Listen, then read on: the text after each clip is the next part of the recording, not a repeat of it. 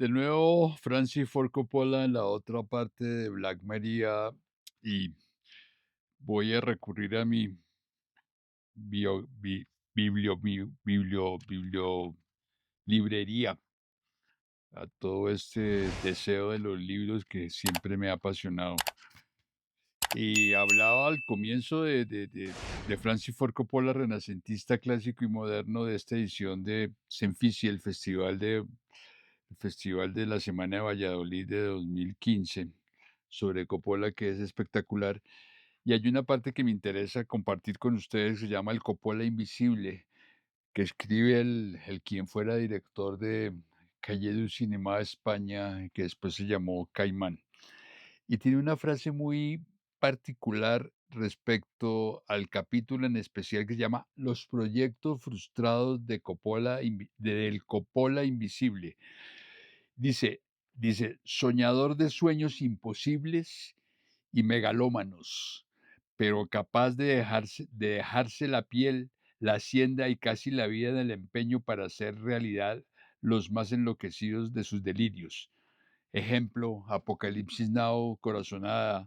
Francis Ford Coppola recorre casi 6 décadas de cine norteamericano, de 1959 a 2015. Está haciendo referencia al 2015 cuando se hace este folleto, este libro, acumulando un pequeño puñado de películas realmente personales e intercaladas.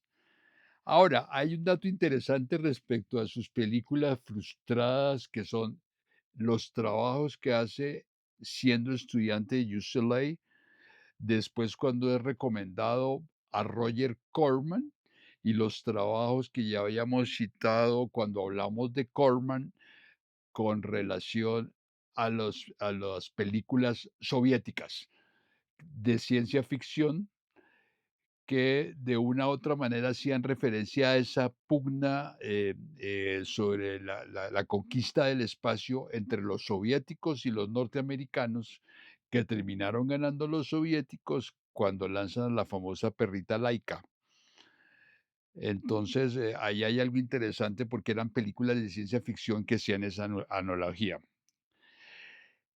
Entre los proyectos frustrados aquí, Carlos Heredero cita algo muy interesante y pone como fecha lejana 1959, que marca que para él considera que 1959 es el punto de referencia en la cual se comienza esa pirámide eterna, gigantesca, que se va a llamar Francis Ford Coppola, pero es una pirámide que terminará en Zoetrope Studios, que es es una especie de edificación llena de deseos.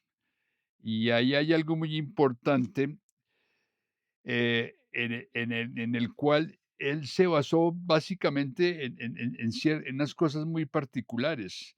Aquí dice, apenas 3 años después, y siendo todavía alumno de UCLA, que eso es importante, gana el premio patrocinado por Samuel Goldwyn al mejor guión escrito por estudiantes del centro, con un libreto titulado Pilma Pilma, al parecer una versión ampliada del cortometraje Los dos Christophers, que Coppola afirmaba haber escrito en una sola noche, inspirándose en William Wilson de Edgar Allan Poe.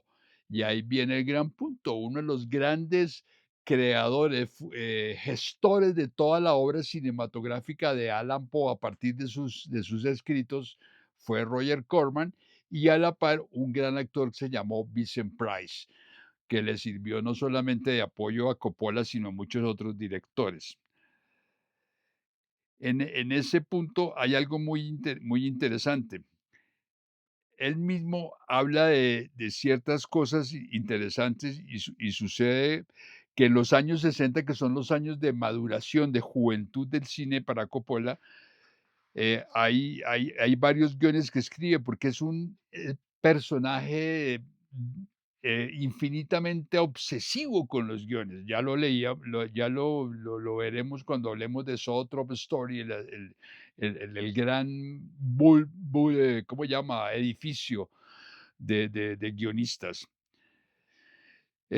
Trató de hacer un remake del difunto Profeta, de Alexander Holt, de 1941. De ahí viene toda esa necesidad de ese cine de ese cine clásico. Dice, es una primera adaptación de la obra teatral de Harry Segal, en la que se cuenta la historia de un hombre al que después de su muerte se le concede una segunda oportunidad para volver a vivir la vida muy diferente. Y me recuerda a esa película con Warren Beatty, que es el jugador de fútbol americano que muere y vuelve nuevamente a la vida para arreglarla. Eh, También hablamos de la aventura finalmente fracasada de la compañía Zoetrope, que tuvo varios inventos que le servirá también para acumular no pocos proyectos fallidos, aunque la mayoría de estos solo se le pueden atribuir un tanto al frustrado productor de películas pensadas para ser dirigidas, como fue Steve Watts, como fue Walter Munk, el gran teórico del montaje que lo conoció en La Conversación, como es Martha Coolidge, como es el mismo David Lynch en su famoso proyecto Ronnie Rocket.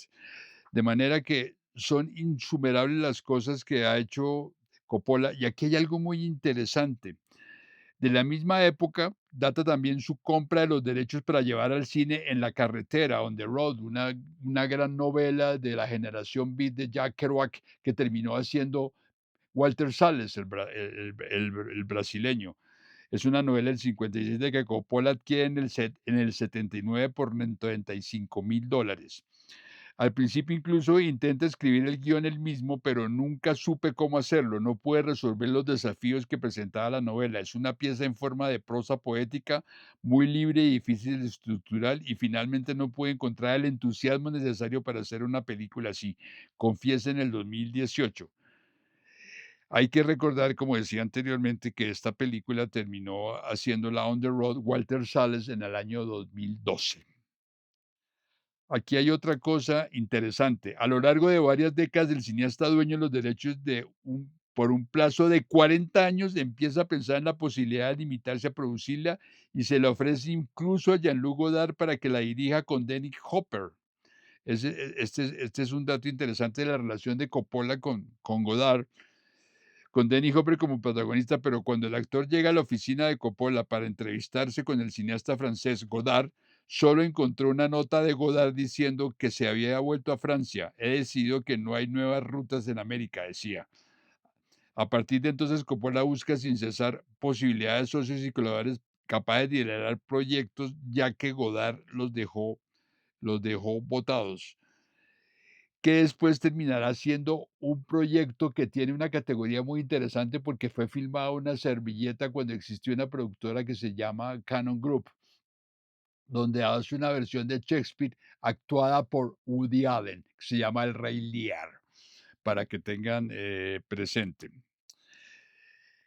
Para la producción de On the Road, pasa de esta forma durante más de 30 años por múltiples fases y toma las más diferentes perfiles. Se ha escrito cuanto menos 5 versiones distintas del guión de una de ellas antes de Apocalipsis Now. Otra la escribió su hijo, Roman Coppola, segundo hijo del cineasta, y dos escrituras respectivas de Russell Banks, un gran escritor que se involucra en de diferentes formas, hasta Gus Van Sant, hasta que finalmente terminó haciendo la Walter Salles, como decía anteriormente. Entonces, es una serie de películas interesantes que se suma, por ejemplo, a Sueños Visionarios. Trató de hacer un Pinocho, que también lo trató de hacer Stanley Kubrick, pero murió. Y es una fértil imaginación y nunca pudo hacerlo. Hay otra película que también fue interesante, que fue Megalópolis, que efectivamente la empezó a pensar antes de hacer Drácula en el 92 y que terminó siéndola en 2024, cuando se presentó en Cannes. Y hay otras cosas que son interesantes. En consecuencia, el film de Megalópolis se convirtió en una obsesión para el señor Kubrick, el señor Coppola, perdón. Ahora, la gran pregunta es mirar las películas que nunca se terminaron, porque en lugar de escribir guiones, terminó siendo coproductor. Fue productor de George Lucas en el 71 con THX 1138, que es una película de ciencia ficción maravillosa. Hizo dos versiones con Peter Bogdanovich, Luna de Papel, hizo American Graffiti, que fue la gran película de George Lucas que después le permitió hacer la Guerra de las Galaxias. Hizo El corcenejo de Clarence Ballard en el 79, que fue su compañero en la universidad.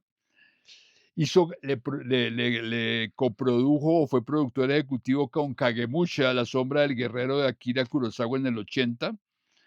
Hizo una con Wim Wenders, el hombre de Chinatown o Hammett, que fue un fracaso impresionante.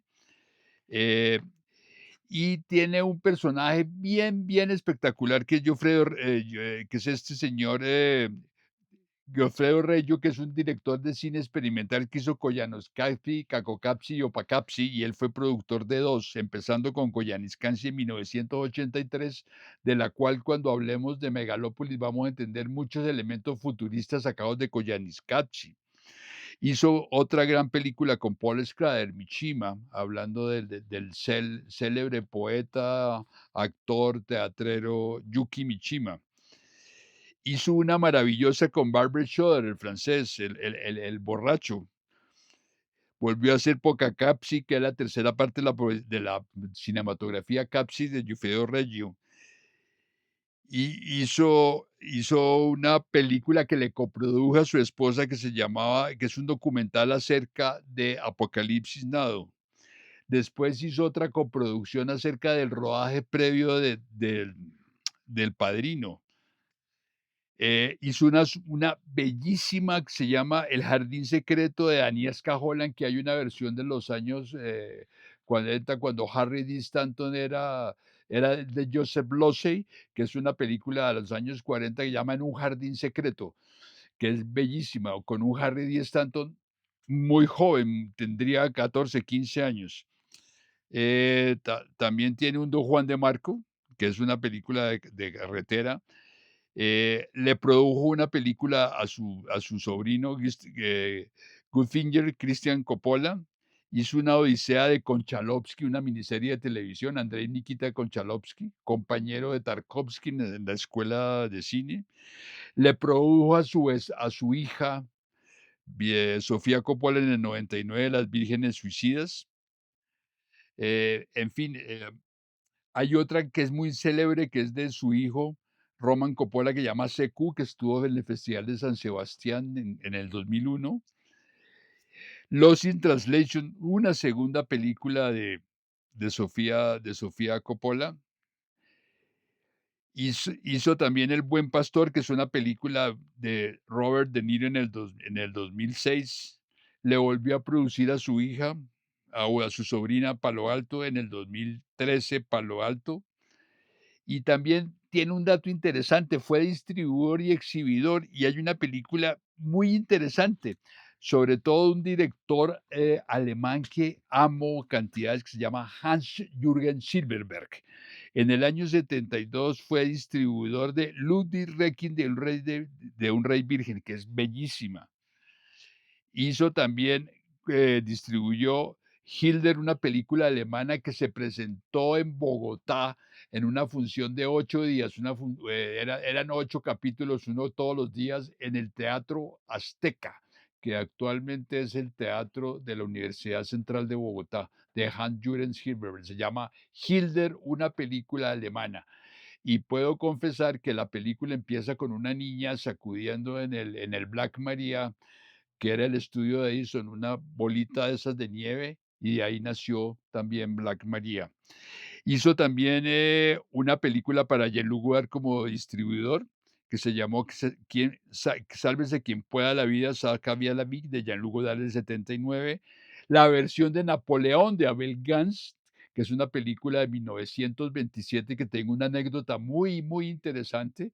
Esa película se presentó en el Festival de La Habana con música de Carmine Coppola, interpretada por la Orquesta Sinfónica de Cuba, de La Habana.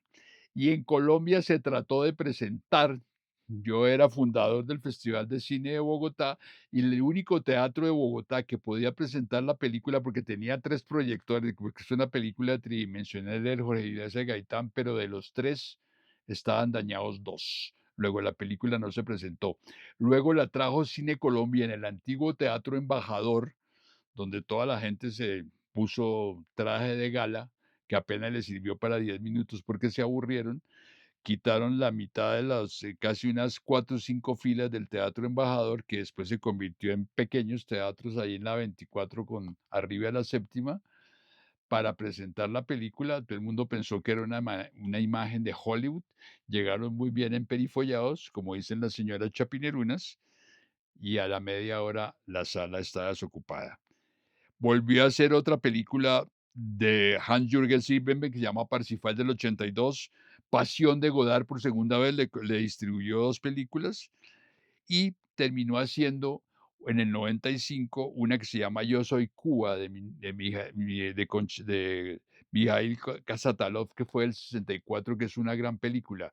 De esa película Yo soy Cuba, que es un plano secuencia maravilloso sobre la Cuba que comenzaba, la revolución llevaba muy pocos años, salió otra película de cómo se hizo Yo soy Cuba de Kasatalov que se llamaba El mamut siberiano.